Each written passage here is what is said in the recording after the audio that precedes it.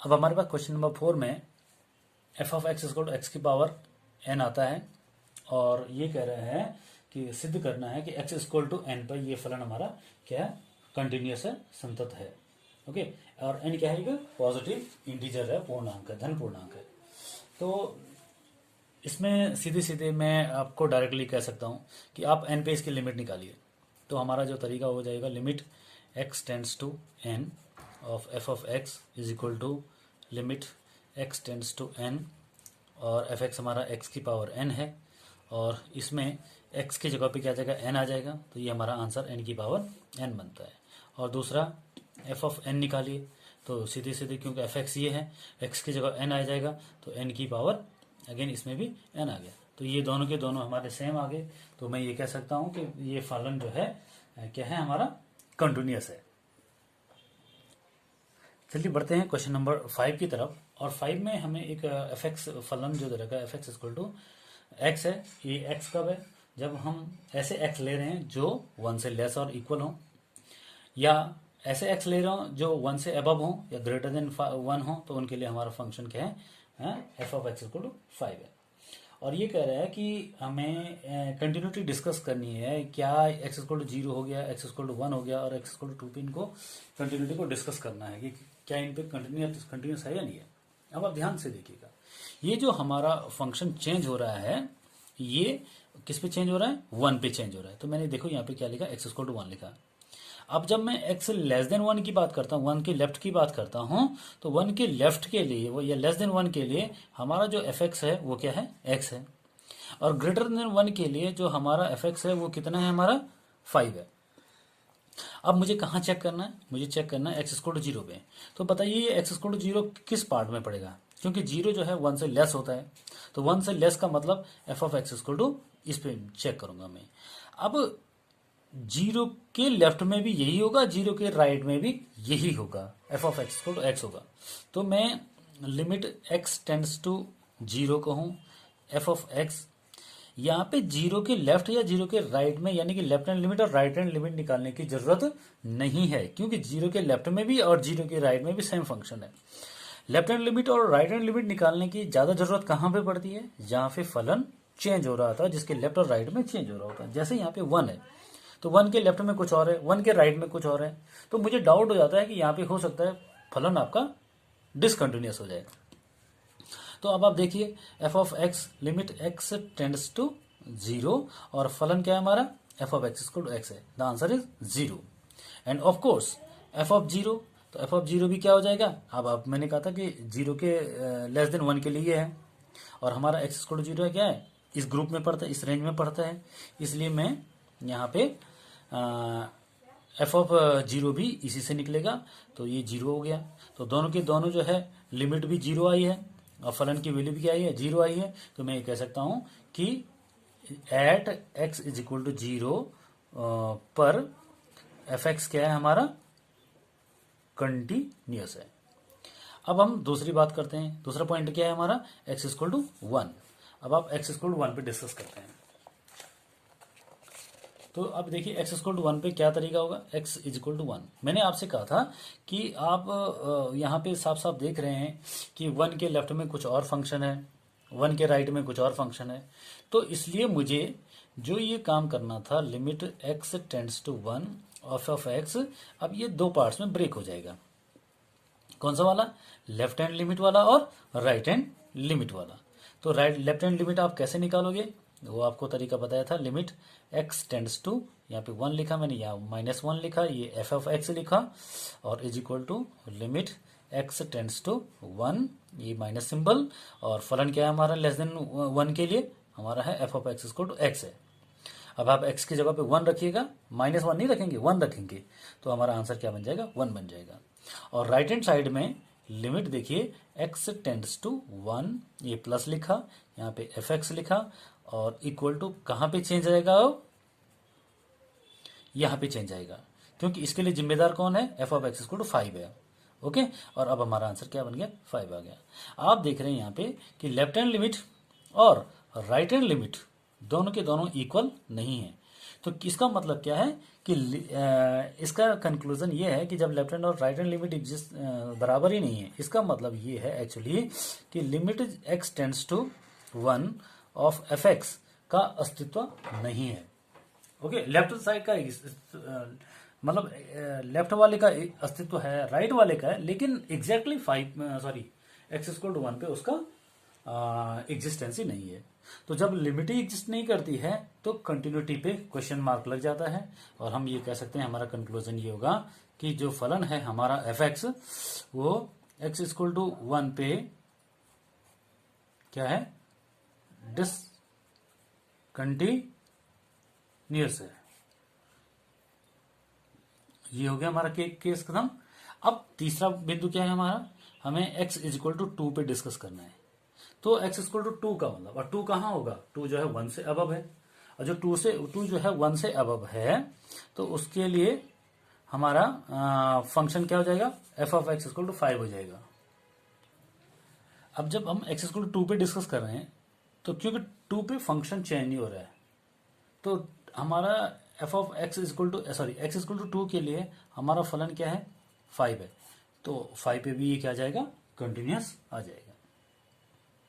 ये हम वैसे डिस्कस करेंगे जैसे हमने एक्स इक्वल टू 0 के लिए डिस्कस किया था।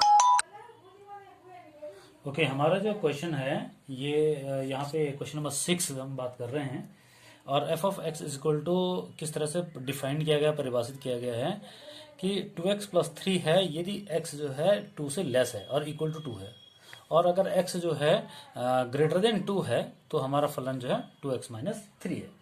ओके, क्या लिखा है, f के सभी असांतत्य बिंदुओं को ज्ञात कीजिए। यानी कि हमें एक्चुअली पॉइंट ऑफ डिसकंटिन्यूटी, जहां जहां ये डिसकंटिन्यूअस है उनको निकालना है। कहाँ कहाँ ये डिसकंटिन्यूअस है, किसी एक पर्टिकुलर पॉइंट पे डिस्कस नहीं करना है। ओके, अगेन ये 2x प्लस 3 है या 2x माइनस 3 है, तो ये पोलिनोमियल।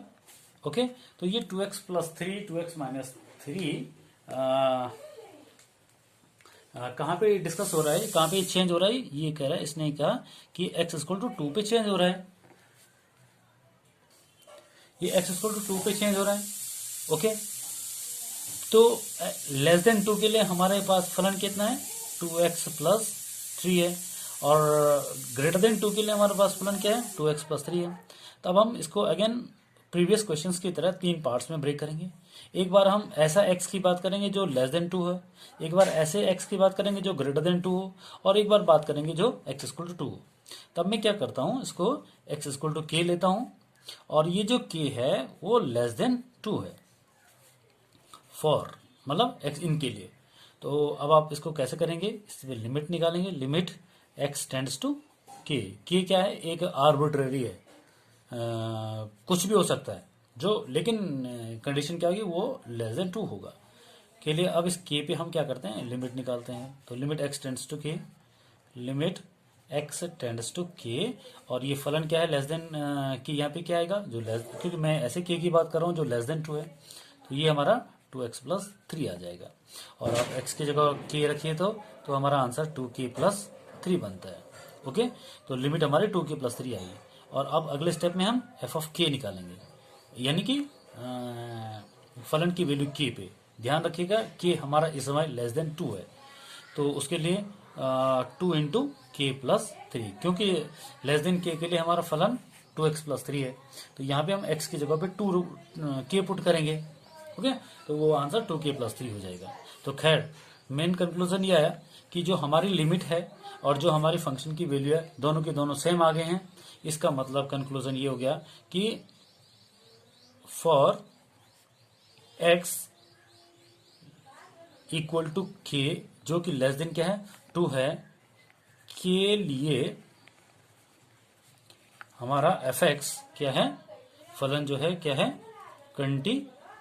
कंटिन्यूअस है। यानी लेस देन 2 में मुझे कोई भी पॉइंट ऑफ डिसकंटिन्यूटी नहीं मिला है।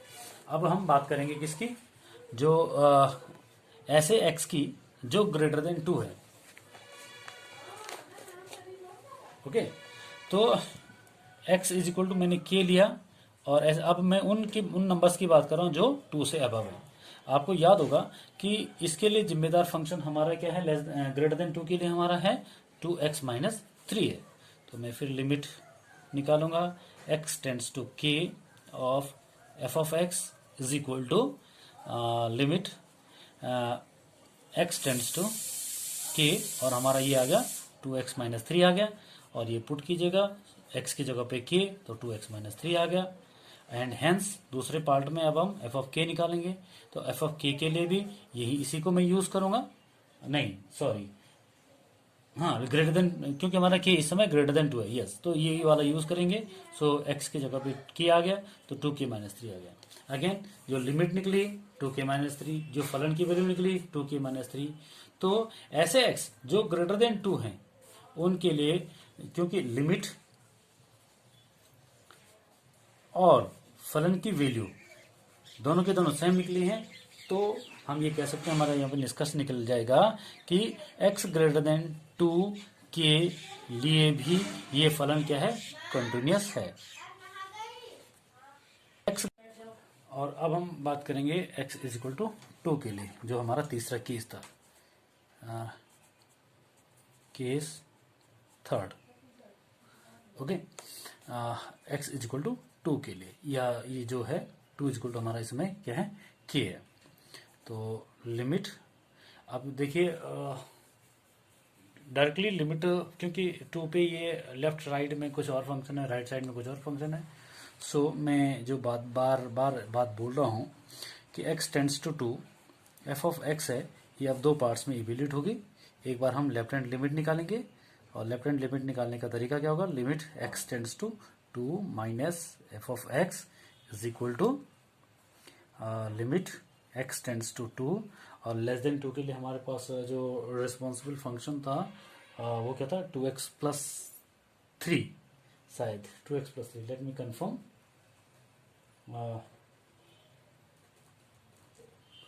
लेस देन 2 के लिए यस 2x+3 था।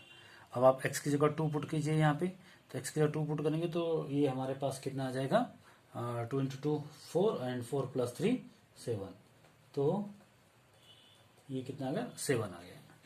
और अब राइट हैंड लिमिट के लिए लिमिट x टेंड्स टू 2, ये प्लस यहाँ आगे लगाएंगे, यहाँ ऊपर लगाएंगे, आगे नहीं लगाएंगे इसके, ठीक है। f of x is equal to limit x tends to 2, ये प्लस, और फलन कितना हमारा 2x-3 है, और 2 × 4, 4 - 3, अब हमारा आंसर आ गया 1।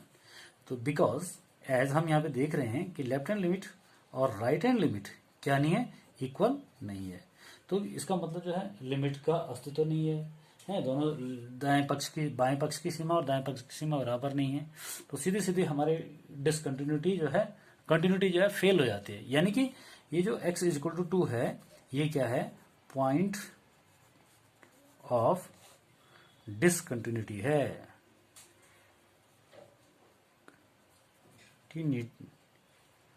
डिसकंटिन्यूटी है।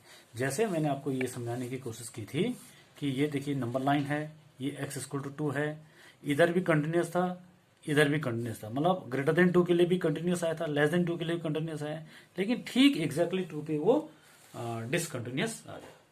ओके, आप और अच्छा इसको अगर समझना है तो थोड़ा सा मैं कोशिश और ढंग से करता हूँ, दूसरे ढंग से आपको समझाने की कोशिश करता हूँ। इसको मैं दोबारा ड्रॉ करने की कोशिश कर रहा हूँ।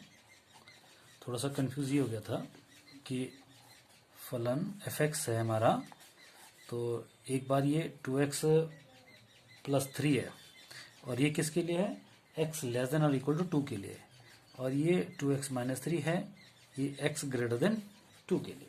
खैर, अब यहाँ देखिए नंबर लाइन पे x इक्वल टू 2 कहाँ पे होगा, x इक्वल टू 2 यहाँ पे होगा, x इक्वल टू 2, और क्योंकि ये इसको आप यूं लेके चलिएगा कि ये जो fx है ये y है, तो y इक्वल टू एक बार 2x+3 है, और y equal to 2x+3 less than 2। जब x लेस देन 2 है तब ग्राफ 2x+3 है।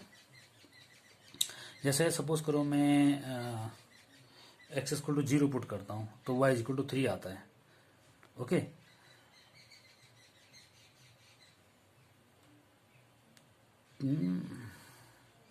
ओके, लेस देन 2 के लिए ये ग्राफ हमारा इस तरह से जाएगा।